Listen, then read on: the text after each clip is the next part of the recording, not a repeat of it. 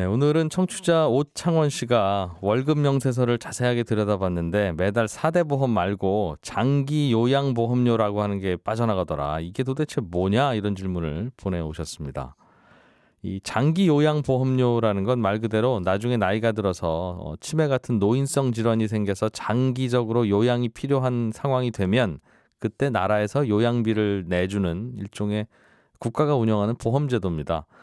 길가니 다시다 보면 무슨 요양원 이렇게 써 있는 곳도 있죠. 거기에 입원해 계셔도 나라에서 지원을 해주고 또 집에서 요양 치료를 받아도 나라에서 나중에 돈을 줍니다. 실제 비용의 한 15% 정도만 개인이 내면 되고요. 한 달에 그래서 100만 원 넘는 돈을 나라에서 지원을 해줍니다. 야, 그런 제도가 있어서 몰랐네 싶으신 분들도 있으실 텐데 이게 시작한 지 한 11년쯤 됐습니다. 우리나라에는 지금 65세 넘는 노인분들이 한 600만 명 정도 있는데 이 중에 한 10% 정도가 이 혜택을 받고 있습니다. 우리가 매달 내는 건강보험료의 6.5%를 장기 요양보험료라는 명목으로 또 따로 떼는데 그러니까 한 달에 한 15만 원쯤 건강보험료 내시는 분은 10,000원 정도가 장기 요양보험료로 또 빠져나가는 겁니다. 근데 이거는 국민연금처럼 쌓아놨다가 나중에 내가 요양원 갈 때 쓰는 게 아니라 지금 오늘 젊은이들한테서 매달 걷어가는 돈으로 지금 현재의 노인분들을 위해서 쓰는 거고요. 젊은이들이 나중에 나이가 들어서 요양원에 들어가야 될 때가 오면 요양치료를 받아야 될 때가 오면 그때는 또 후손들의 월급에서 요양보험료를 떼는 그 돈으로 다시 지원받게 되는 그런 구조입니다.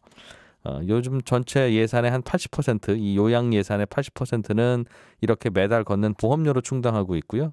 거기서 비는 20%는 매년 국가 예산에서 지원받습니다. 그래서 나이 든 분들이 이분은 요양치료가 필요하겠다 싶으면 신청을 해서 의사의 진단을 받아야 되고요. 의사가 볼 때 이 정도면 나라에서 지원을 좀 해줘야 되겠습니다라고 판단을 하면 지원을 해주게 되는데 이 지원 요건이 아직 좀 까다롭기는 합니다. 우리나라는 지금 노인 인구의 한 6% 정도가 혜택을 받고 있습니다. 그러니까 주로 치매에 걸린 분들이 혜택을 받고 있는데 OECD 회원국들은 노인 자체도 많습니다만 전체 노인의 10% 정도가 이런 지원을 받고 있으니까 우리나라가 좀 까다롭고 엄격하게 그 대상을 판단하고 있는 거죠.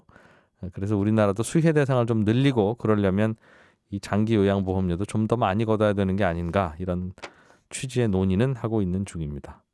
친절한 경제였습니다. 알아야 될 것들 많이 안내를 해주고 눈높이에 딱 맞는 만인의 경제 과외 선생님